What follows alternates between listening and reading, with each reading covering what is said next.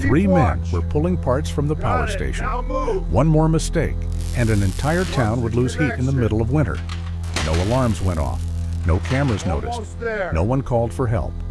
Except a homeless man standing in the dark, with a dog at his side, counting seconds instead of praying for luck. He locked gates, blocked exits, disabled the truck quietly, and waited. Later, people would say it was skill. Some would say training, but the truth was simpler. God did not need noise that night. He needed someone willing to stand still until the danger passed. Winter sat low over Ironwood Falls, cold and dull, with a thin wind sliding through the streets around the bus station. The town moved slowly, as if it had learned not to rush anything anymore. Rowan Hale slept beneath a narrow maintenance overhang behind the Ironwood Falls bus station, where bare concrete met the chain-link fence of the auxiliary power substation. The roof was never meant for people, only for equipment, but it kept the frost off and broke the worst of the wind. He lay on his side on flattened cardboard, his back against the wall, an old army blanket pulled tight around his shoulders. His backpack rested between his ribs and the concrete, angled so that any movement against it would wake him. Even asleep, his body occupied the space like it was on loan, rather than at rest. Rowan was 43 years old. He was tall, with a solid frame that still carried the memory of strength, though it had softened at the edges. His shoulders were broad, but no longer rigid, the posture of someone who had learned how to carry weight, and then learned what it cost. His head was shaved clean to the scalp, not as a statement, but as a habit that never left him. The skin bore faint scars and uneven tones where sun and weather had done their work over the years. His face was lean and weathered, defined by restraint rather than hardship, with deep-set eyes that registered detail without advertising reaction. He did not look dangerous. He did not look broken. He looked like a man who had learned how to disappear without actually leaving.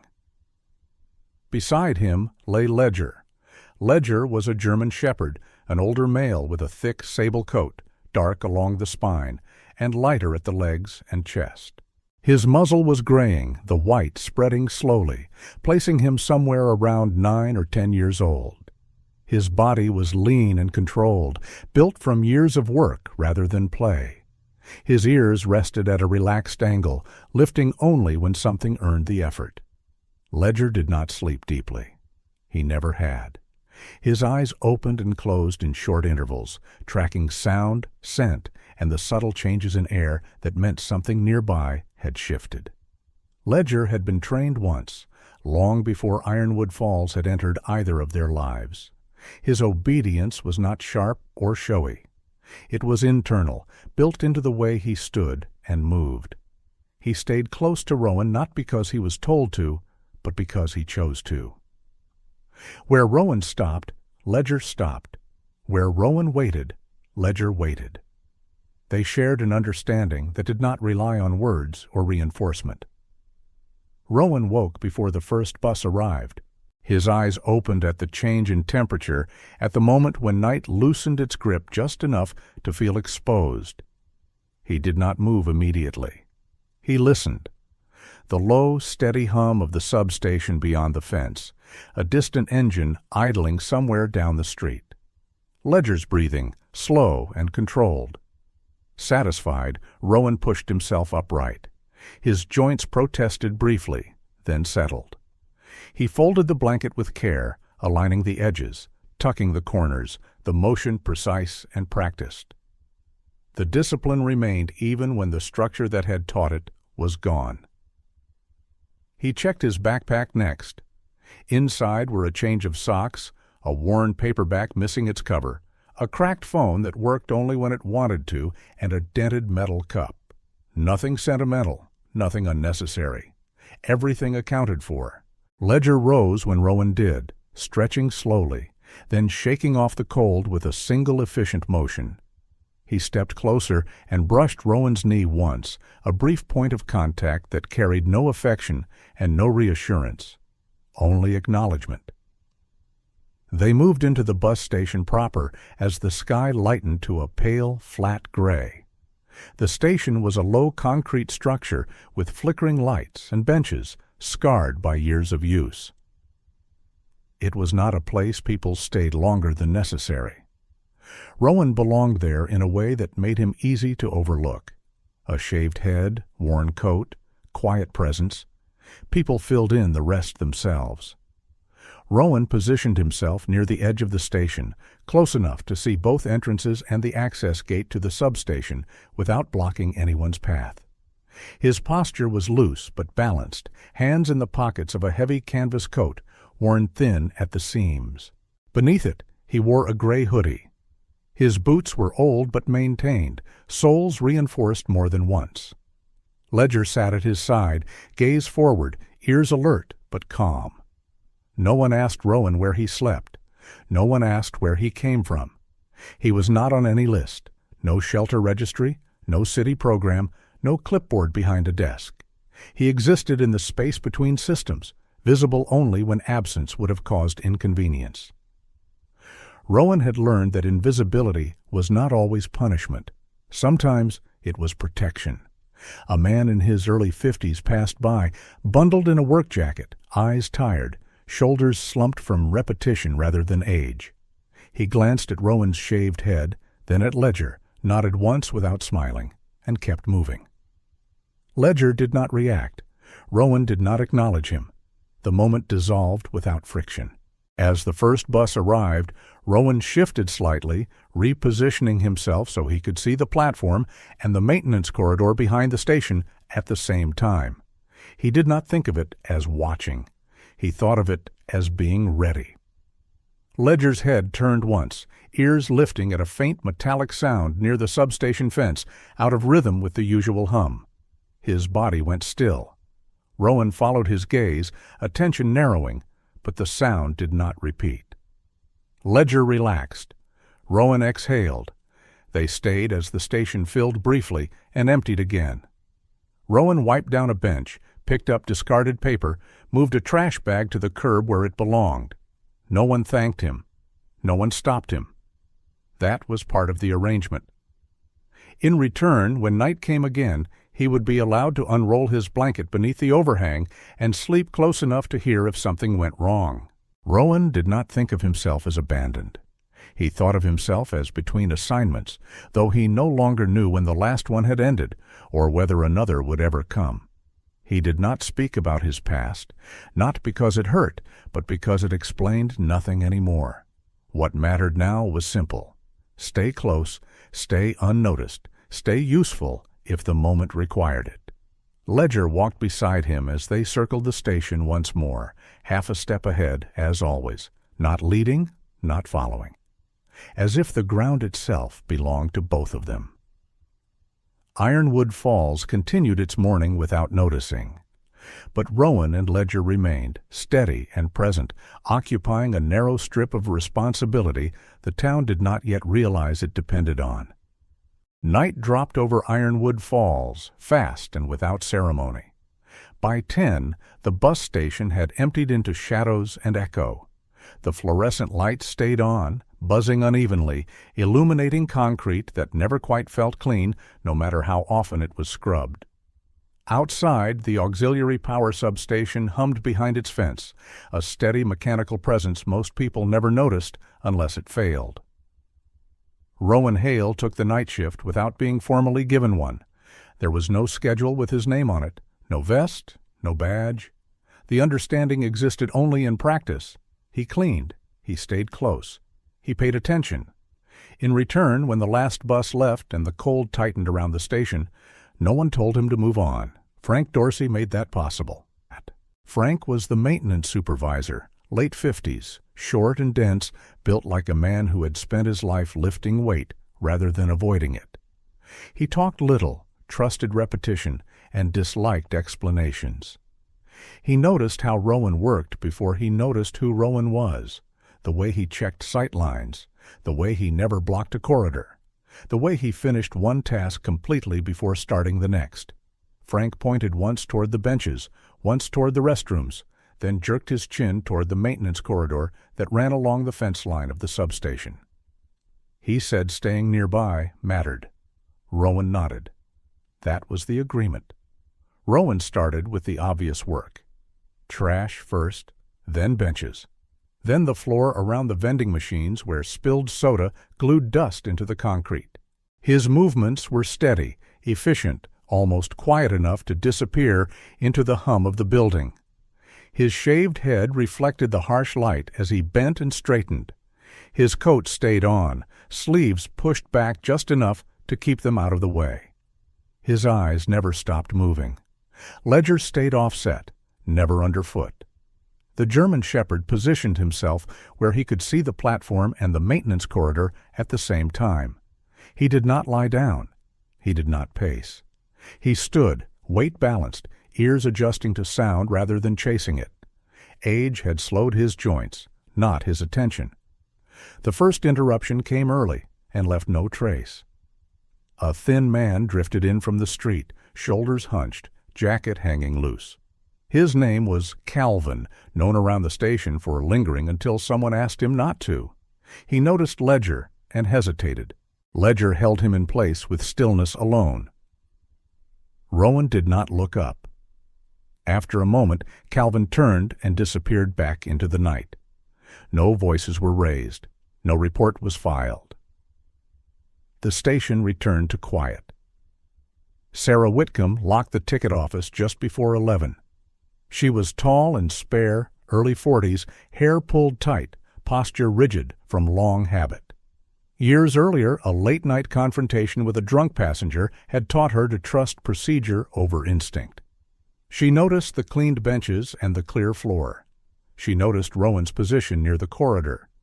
She gave a brief nod, tested the lock twice, and left without slowing her step. After midnight, the station changed character. Sounds carried farther. Small movements felt louder than they should. Rowan walked the perimeter slowly, not touching anything, building a mental inventory instead. What belonged where? What had shifted? What hadn't?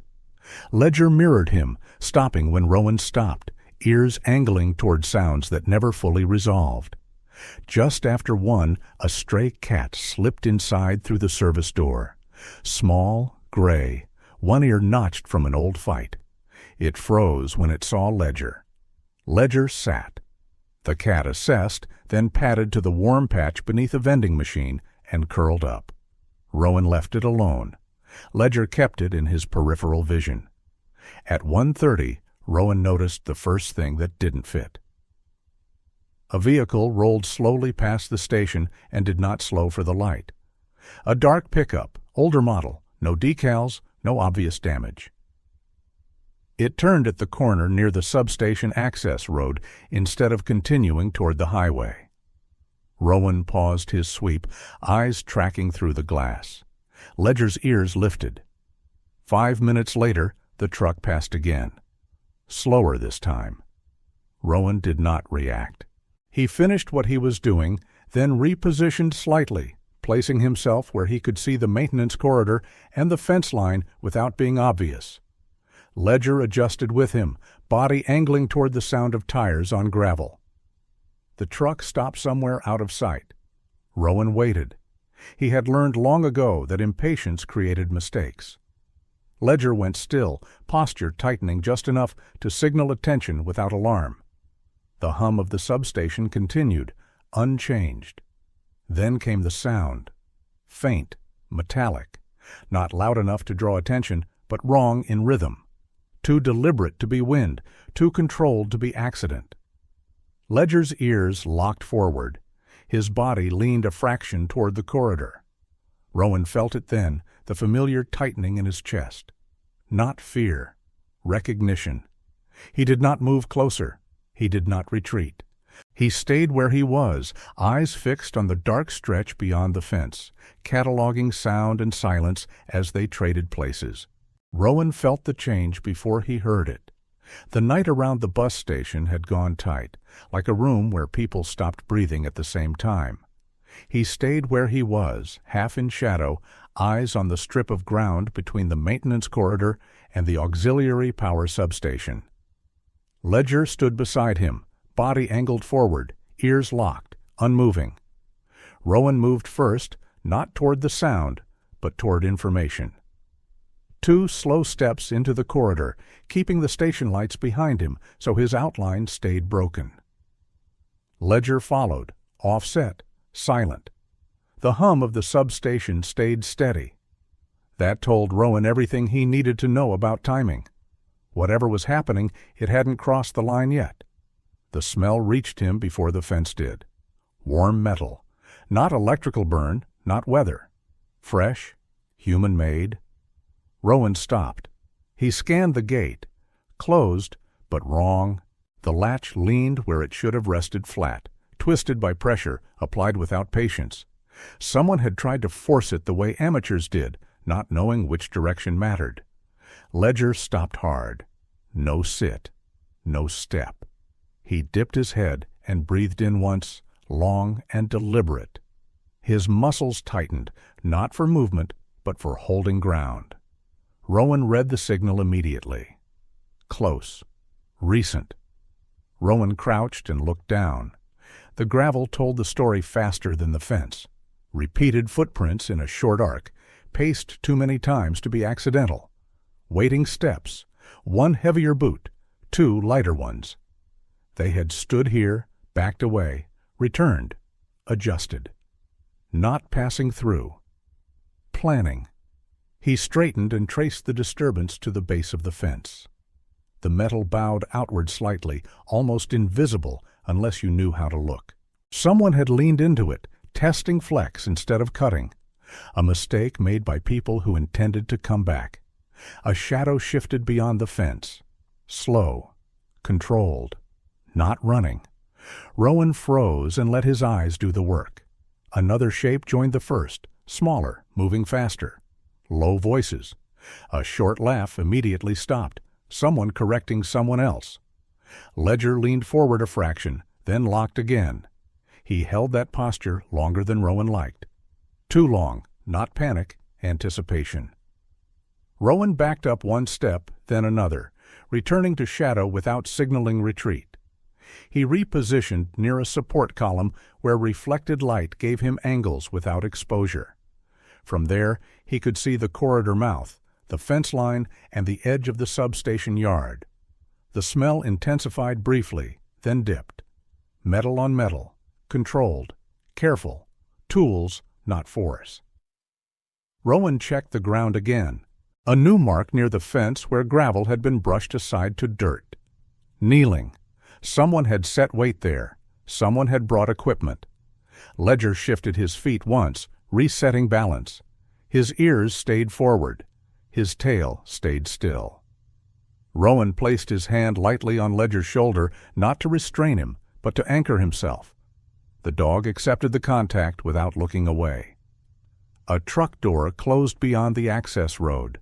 Soft, intentional. Rowan counted 3 breaths. The hum of the substation stayed clean.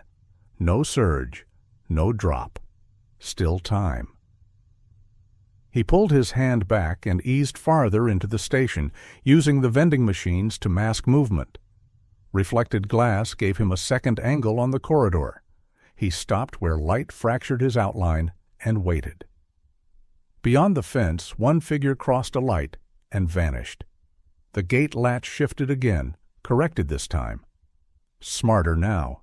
The smell of hot metal settled into the air instead of fading.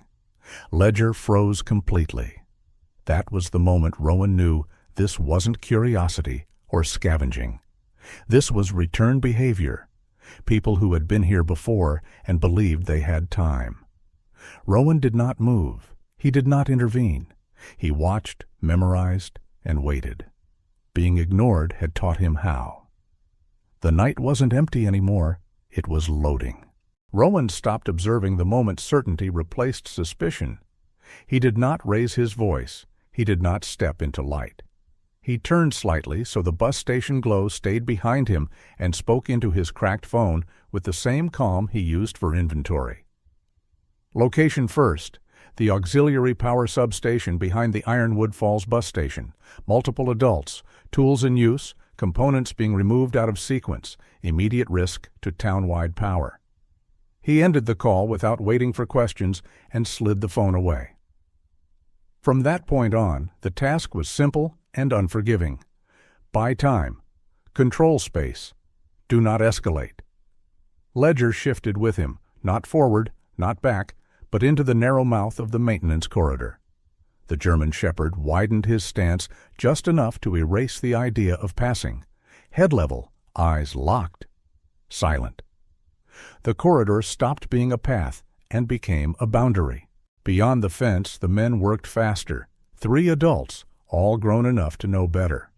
One was broad through the shoulders, movements confident in the way people were when they believed repetition equaled safety. Another was thinner, restless, hands quick, and already edging toward panic. The third stayed nearer the truck, heavier, watching the road and the clock. They were stripping the outside of the system, copper-rich parts that looked harmless to anyone who did not understand order. One more mistake would cascade. Rowan crossed to the service gate and drove the steel locking bar into its housing. Metal seated with a dull finality. The gate did not lock in a legal sense. It simply stopped swinging. He tested it once and left it. Delay without announcement. The thinner man reached the latch and pulled. Nothing moved. He pulled again, harder. The gate stayed where Rowan had put it. Rowan did not look at them. He moved. He slipped back into shadow and cut low toward the truck while their attention stayed on the fence. He stayed below the window line, popped the hood just long enough to reach inside, and worked by feel. One practiced motion, then another. He closed the hood gently. From the outside, the truck looked untouched. The engine would turn. It would not catch. Not without time, light, and hands that knew what they were looking for. He was gone before the thinner man swore and ran for the driver's door. Rowan returned to the corridor and sealed the secondary maintenance door that connected the station to the yard, dropping the internal deadbolt with a flat, final sound. One exit removed. He rolled a maintenance cart across the service path and locked the wheels. Ordinary equipment. Ordinary placement. The last clean angle disappeared. Geometry finished the rest. Ledger took one measured step forward and stopped, filling the remaining width. He did not bare teeth. He did not growl. He simply occupied the space that mattered. The men recalculated. The broad-shouldered one took control, scanning, testing. The thinner man twisted the key in the ignition. The starter spun. The engine did not catch. He tried again. Nothing. His voice rose, sharp and useless. The heavier man checked the road. Empty. Dark, no quick exit. They turned back toward the fence. Metal scraped again, impatient now. The hum of the substation wavered for a fraction of a breath and steadied. Rowan felt it through the soles of his boots. Close enough to end a town's night, not far enough to forgive. Rowan stayed hidden and watched. He did not speak. He let the men discover limits themselves. They tried the gate again. It held. They climbed part way up the fence and stopped when they saw the bar braced across the base and the height of the drop on the other side. Possible, slow, loud. Every option now cost time and left marks. Ledger remained motionless, a quiet weight in the corridor. His presence kept them guessing where Rowan was. Uncertainty did the rest. Minutes passed. The thinner man paced, boots grinding gravel into wider arcs. The heavier man leaned against the truck, hands on his head. The broad-shouldered one stood in the center of the yard, jaw tight, eyes tracking shadows. No one touched the tools anymore. Breaking more things would only make it worse. Rowan checked the fence line again, committing details to memory. Disturbed gravel. Kneeling marks. Tools abandoned where they had fallen. Evidence preserved by omission. He listened to the hum and counted breaths until the sound stayed clean and even. Sirens grew closer, no longer ambiguous. The men heard them too. They stopped moving altogether. Rowan stepped into the edge of light for the first time. Not enough to be seen clearly. Enough to be counted. His posture was loose, balanced, hands empty. He spoke once. Quiet, direct. He told them to stay where they were. He told them help was coming. He did not threaten. He did not bargain. Ledger held the corridor without shifting. The thinner man sank to the ground, breathing fast. The heavier man sat with his back to the truck, palms open. The broad-shouldered man remained standing a moment longer, then lowered himself carefully to the gravel. Compliance arrived the way it usually did, not all at once, piece by piece. The hum of the substation stayed steady. Rowan stayed where he was until the night began to change again, until engines approached and radios whispered into the dark. He did not relax, neither did Ledger. He kept the space shaped and the time bought exactly as intended. The town stayed lit. The night waited. The patrol cars arrived without sirens, their lights washing the bus station and the substation fence in alternating red and blue. Engines idled low, doors closed with measured weight. The night did not end, but it shifted, loosening just enough to let procedure take over. Rowan stayed where he was, just outside the brightest spill of light, hands open, posture loose. Ledger held the corridor a moment longer, then eased back half a step at Rowan's quiet signal. Not finished, just changed. Officer Mark Ellison took point, mid-30s, square build, hair cropped short for practicality, eyes that cataloged before they questioned. He scanned the scene in layers. The choked corridor, the sealed gate, the maintenance cart placed with intention, the men on the ground, compliant, breathing hard, then Rowan, then the dog. His gaze paused there longer than the rest. 2 younger officers moved in to secure the suspects. No resistance. The thinner man shook as cuffs went on. The heavier one stared at the ground. The broad-shouldered man kept his eyes forward, jaw tight, already doing the math of consequences. Ellison approached Rowan without crowding him. He asked if anyone was injured. Rowan said no. He asked if power had been compromised. Rowan said not past the threshold. He did not gesture wildly. He angled his chin, indicating the components that mattered and the ones that did not. Ellison followed the line of sight and nodded once. The utility truck arrived next, rolling slow, heavy tires crunching gravel. 2 technicians stepped down. One was Luis Moreno, early 30s, lean, alert, eyes sharp behind clear lenses. The other was older, broader, movements economical, the kind of man who had learned to conserve energy around live systems. They did not hurry. They walked the fence line like people reading weather. Luis crouched near the disturbed gravel and traced the marks without touching them. He followed the cleared line to the base of the fence and stopped. His breath left him in a low whistle he did not realize he had made. He said the sequence had been wrong. He said another minute would have done it. He did not explain further. Rowan listened without stepping in. He had learned long ago when presence mattered more than words. Ledger stayed close, shifting only when an officer stepped too near the corridor, then settling again when Rowan nodded. Ellison asked Rowan to walk him through what he had seen. Rowan spoke plainly. No embellishment, no story. He used the right words, not many of them. External disconnect. Loadside. Sequence. He stood where it was safe to stand, feet angled away from the fence, body outside the arc of potential movement.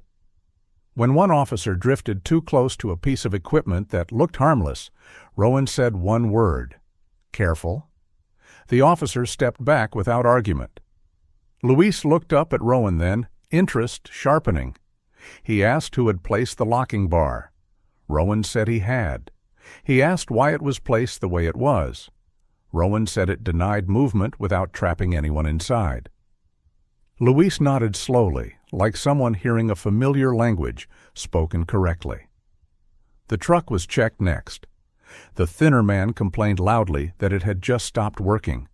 The older technician lifted the hood, reached in, and paused. He straightened without expression and said nothing was damaged, nothing broken, just enough undone to make the point. It would run again once corrected. He closed the hood and stepped away. Ellison took Rowan aside, keeping his voice low. He asked the question without weight. Military experience. Rowan nodded once. No rank, no unit, no years, just a nod. Ellison held it for a moment, then let it pass. Paperwork began. Radios murmured. The suspects were guided to their feet and toward the cruisers. The night felt thinner now, stretched instead of tight. The hum of the substation stayed clean. The town, unaware, remained lit. Rowan shifted his weight and felt the delayed cost hit him all at once. A sharp pull under the ribs. A dull throb along his side where he had twisted too hard, too fast. He drew a slow breath and kept his face neutral. Ledger noticed immediately, pressing closer, head tilting just enough to ask. Ellison saw it too. He asked if Rowan was sure he was fine. Rowan said yes, then paused, recalibrated, and added that he could use a minute. Ellison nodded and called it in. Not urgent, just necessary. The technicians finished their checks and confirmed stability. Luis passed Rowan on his way back to the truck and said it had been close. Rowan agreed. Luis hesitated, then said it had been clean. Rowan accepted that without comment. The lights from the cruisers dimmed as paperwork wrapped up, but no one left yet. An ambulance had been requested, not for sirens, just for assessment. The night waited in that in-between space where adrenaline faded and consequences surfaced. Rowan leaned back against the station wall, finally allowing himself to sit. Ledger stayed standing, body between Rowan and the world, eyes tracking movement with quiet vigilance. The stray cat crept out from beneath the vending machine and paused, watching, then vanished again. Ellison checked his watch and looked down the road where the ambulance would come from. He glanced back at Rowan, then at the substation, then at the quiet town beyond. He said nothing, but the question lingered in the way he stood. Rowan closed his eyes for a moment and breathed through the ache. He had held the night together long enough. Now it was someone else's turn. The ambulance lights appeared at the far end of the street, still distant, still approaching. The ambulance arrived without urgency, lights dimmed, engine idling low as if it understood the night was not finished yet. The doors opened and closed softly. The cold crept back in where adrenaline had been, and that was when Rowan felt it properly.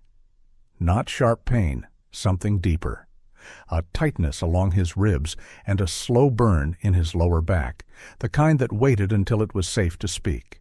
He sat where he was told to sit, against the station wall, boots flat on the concrete, hands resting loosely on his thighs. Ledger stayed standing at his side, body angled outward, head level, eyes following movement with calm attention. He did not interfere. He did not hover. He held space. The medic knelt in front of Rowan and introduced herself as Hannah Pierce. Early 30s, athletic build, brown hair pulled tight beneath her cap, eyes steady in a way that suggested long nights and learned restraint. She spoke clearly and did not rush her words. She asked where it hurt. Rowan told her. She asked how it happened. Rowan said twisting, lifting, holding position too long. She nodded and accepted the answer without probing further. She checked his pupils, his breathing, the range of motion in his shoulders. Her hands were warm despite the cold, confident without being careless. She noticed the way Rowan followed instructions before they were finished, how he anticipated where she needed him to move. She noticed how he breathed through discomfort without grimacing. Ledger lowered himself to a sit when Hannah asked for space, then rose again when she stepped back. The dog's coat was thick and dull in the artificial light, muzzle gray, eyes bright and watchful. Hannah glanced at him once and smiled faintly, then went back to work. Rowan shifted his weight slightly, testing. Hannah told him to hold still. He did. When she reached for the thermal blanket, he took it from her without looking and folded it once, twice, corners aligned, before resting it across his shoulders. The movement was precise, automatic, Not neat for comfort, neat for order. Hannah paused for half a second, watching the way the blanket lay flat instead of bunched. She did not comment. Rowan's backpack rested beside him, placed upright, zipper facing outward, straps tucked in. When Hannah needed space near his hip, Rowan slid the pack back exactly one hand's width, then stopped. Ledger adjusted with him, maintaining the same distance, the same angle. It was choreography without rehearsal. Officer Ellison stood a few steps away, notebook closed now, posture relaxed but attentive. He watched the small things rather than the obvious ones. The way Rowan kept his feet planted, the way he scanned even while seated, the way he did not lean fully into the wall, keeping his balance centered. When Hannah lifted Rowan's sleeve to check for bruising, the light caught on faded ink along his upper arm. Not bold, not decorative. A mark softened by time and weather. Ellison saw it and looked away just as quickly, not because he was uninterested, but because he recognized the boundary. Luis Moreno noticed, too. He had returned to the station wall with a clipboard, notes finished, curiosity not. He said nothing. He had seen enough of those marks in his work to know when not to ask. Hannah asked Rowan if he wanted to lie down. Rowan said no. She asked if he could stand. Rowan said yes. She helped him up slowly, hands light at his elbow, ready but not forcing. Rowan stood without wavering. Ledger rose with him, brushing his leg once, then resetting position. Hannah checked his spine carefully, fingers moving with practiced caution. She told him he was lucky. She said it could have been worse. Rowan said nothing. He had learned long ago that luck was not a useful category.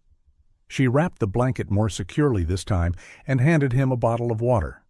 Rowan took a small sip, capped it, and placed it back into the side pocket of his pack. Not on the ground. Not loose. Ellison stepped closer then, voice low. He said the statement could wait. Rowan nodded. Ellison said the night had been long. Rowan agreed. That was all. Around them, the station returned to a quieter rhythm. Radios murmured. Doors opened and closed. The substation hum stayed steady, unbroken. The town beyond slept through all of it, unaware of how close the margin had been. Hannah finished her checks and said she would recommend rest. She said she could take him in if he wanted. Rowan looked at Ledger, then back at her, and said he would stay. She accepted the answer. Before she left, she adjusted the blanket once more, smoothing it instead of tucking it. It felt like a concession. Rowan lowered himself back down to sit. He moved carefully now, not hiding the effort.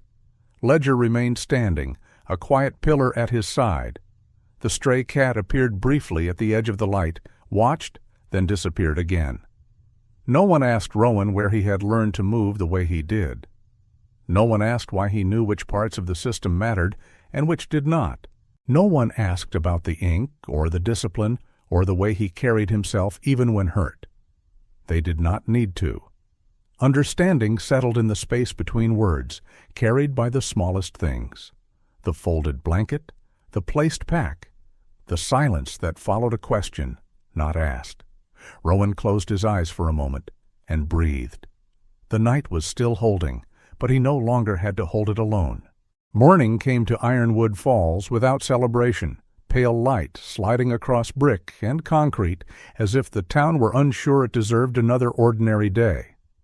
The bus station reopened on schedule, coffee brewed, doors unlocked. The substation hummed the way it always had.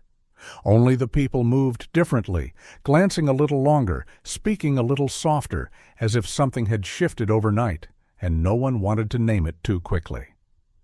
Rowan woke beneath the maintenance overhang where he always did, the borrowed blanket folded beside him before he was fully conscious of doing it. His ribs still pulled when he breathed too deep, a reminder rather than a warning. Ledger rose first, stretched carefully, and shook once. The dog's ears turned toward voices that carried differently this morning, more purposeful, less dismissive. Frank Dorsey found Rowan just after 7. Frank looked the same as always, compact and tired, jacket zipped halfway, coffee steaming in a paper cup. What had changed was the way he stopped instead of passing by. He stood there a moment, watching Rowan finish packing, watching the care with which the backpack was settled upright against the wall. Frank said the town manager had called him before dawn. He said the utility company had called too. He said there had been questions, and for once, answers. He did not embellish. He did not dramatize. He simply said that what Rowan had done the night before had been confirmed by people whose job it was to know. Then he held out the coffee. Rowan took it, nodded once, and said, "Thank you." By mid-morning, the story had moved beyond the station, not as gossip, as verification. The police report was clear. The technician's assessment matched it. The times lined up. The components listed were correct. The decisions made at the site were sound. The name attached to the initial call was Rowan Hale. Sarah Whitcomb read it during her break, standing near the ticket office window. She was tall and spare, posture still shaped by habit, but her expression softened as she read. She remembered the quiet man who stood where trouble would have started, who never crowded space, who watched instead of reacting. She folded the paper carefully and set it aside, as if that mattered. Officer Ellison heard it from 3 directions before noon. Dispatch, the utility supervisor. A call from the county office asking if the details were solid. He answered yes every time. When someone asked what Rowan had been before, Ellison said only that the signs were there. He did not say more. He did not need to. The local paper ran the story online before it ever hit print. No headline meant to provoke outrage or fear, just facts placed in the right order. A group of adults attempted to remove external components from the auxiliary power substation. The system had been minutes from failure. A man on site identified the risk, delayed further damage, and held the scene until authorities arrived. The name was printed correctly. Rowan Hale. Beneath it, a line that carried more weight than the rest. Former Navy SEAL. People read it slowly. Some recognized the dog first. Ledger had been a familiar shape around the station for months, a quiet presence no one thought to question. Now people remembered how he stood, how he watched, how he never begged. They remembered the man beside him, shaved head, steady eyes, always in the right place without asking permission. By afternoon, the looks changed. Not curiosity, respect. Subtle, careful, the kind that did not demand response. A man at the hardware store nodded once when Rowan passed. A woman near the diner held the door longer than necessary. Someone left a folded blanket near the overhang and walked away without comment. Rowan noticed all of it. He did not react to any of it. He finished his shift cleaning the station, slower now, ribs reminding him when he reached too far. Ledger stayed close, matching pace. The town had begun to assemble a picture, but Rowan did not step into it. He stayed where he had always been. Late in the day, Frank returned, this time with paperwork in hand. He said the town council wanted to talk. Not now, soon. He said the utility company had asked who trained Rowan. He said he had told them the truth. He didn't know. He said it with a faint smile, like that answer pleased him. Rowan nodded and said he would listen when asked. That was all he offered. As evening approached, the station quieted again. The day buses left. The lights buzzed. The hum stayed steady. Rowan sat for a moment, letting the ache settle. Ledger lay down, head on his paws, eyes open. Across town, the paper continued to circulate, not loudly, not with drama, with confirmation. The pieces fit. The past did not arrive as a story Rowan told, but as one others assembled around him, careful not to disturb what they were touching. For the first time in years, his name moved through Ironwood Falls without being dismissed or ignored. It moved with accuracy, with weight. Rowan did not look for gratitude. He did not correct anyone. He folded the blanket when night came and placed his pack where it belonged. The town had begun to see him, and that was enough for now. The last light faded from the windows across the street. Ledger lifted his head as footsteps approached, then settled again. Rowan closed his eyes briefly and breathed through the pull in his ribs. The story was no longer his alone. The town meeting was scheduled for early evening, brief by design. Ironwood Falls did not linger over decisions when consensus had already formed. Chairs scraped, jackets came off, papers were stacked instead of waved. Rowan sat near the back with Ledger at his feet, not because anyone asked him to, but because habits did not dissolve overnight. The room filled quickly. Frank Dorsey stood near the aisle, arms folded, posture familiar. Sarah Whitcomb took a seat along the wall, coat still on, eyes forward. Officer Ellison leaned against the back rail, notebook closed, faces turned toward Rowan without staring. Recognition, not spectacle. The town manager spoke first, middle-aged, careful with words, voice steady. She recapped the facts, the attempted theft, the minutes that mattered, the choices that prevented failure. She did not dramatize, she did not soften it. She said service when she meant service. A utility board member followed, shorter, gray-haired, hands scarred by years of fieldwork. He spoke plainly about infrastructure, about sequence, about knowing when not to touch something. He said the town did not lose power because someone on site understood order. He nodded once toward Rowan and sat down. No one clapped. They did not need to. The offer was presented without flourish. A small apartment owned by the town, 1 bedroom, close to the station and the substation. A formal position overseeing night security for critical infrastructure. Hours defined. Pay modest but steady. Authority limited but clear. Not charity. Assignment. Rowan stood when his name was called. He did not straighten his coat. He did not clear his throat. He listened. When asked if he accepted, he nodded once. He said yes. 1 word. Enough. Ledger rose with him, tail low, eyes alert. The meeting moved on. Other agenda items. Road repairs. Winter salt. The room thinned. People left in pairs and small groups, offering nods instead of speeches. Service returned rarely needed applause. The apartment keys were handed over at the door. 2 keys, 1 spare. Rowan weighed them briefly in his palm, then slipped them into his pocket. Ledger watched the movement and filed it away. The building was old but solid. Brick, narrow stairs, a hallway that smelled faintly of cleaner and time. Rowan unlocked the door and stepped aside.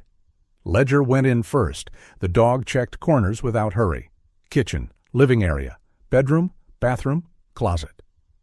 He paused at each threshold, nose low, ears forward, then moved on. Nothing hidden, nothing wrong. He returned and sat near the window, satisfied. Rowan followed, setting his pack down exactly where it would not block anything. He stood for a moment, letting the quiet settle. No hum from the substation here, just pipes, distant traffic, ordinary sounds. He folded the blanket and placed it on the shelf instead of the floor. He sat on the edge of the bed and tested the mattress with 1 hand. Ledger lay down nearby, head up, eyes open, still on watch, just closer to rest. Rowan did not feel relief the way he expected. What he felt was alignment. A sense that something long interrupted had resumed its place. He had not been forgotten. He had been out of frame. Outside, Ironwood Falls continued, as it always had. Lights on, heat, running. People moving through routines they trusted. Inside, a man and a dog occupied a space meant for them, not as guests, not as exceptions, but as part of the structure that held the town together. Rowan stood and turned off the light he did not need. Ledger followed him into the next room and settled again, already memorizing the angles. Service returned did not announce itself. It simply continued. Sometimes the miracle is not lightning from the sky. Sometimes it is timing. Sometimes it is endurance. Sometimes it is a person who stays when everyone else walks past. Rowan was not saved in one dramatic moment. He was revealed. And revelation often comes slowly, quietly, through service that asks for nothing in return. God does not always remove us from the night. Sometimes He places us inside it so that others do not lose their light. The town did not change Rowan. Rowan changed the outcome for the town, and only afterward did the town learn who he truly was. That is how grace often works, not as reward first, but as recognition later. If you are watching this and feel unseen, overlooked, or forgotten, remember this. Your obedience still matters. Your quiet faith still counts. Your service is still being recorded, even if no one has said thank you yet. God sees what people miss, and when the time is right, what was hidden will be understood. If this story spoke to you, share it with someone who needs hope. Leave a comment with the word Amen if you believe that God still works through ordinary faithfulness. Subscribe to the channel to keep these stories alive and reaching others. May God bless you. May He protect your home, your heart, and your purpose. And may you never mistake being unseen for being forgotten. Amen.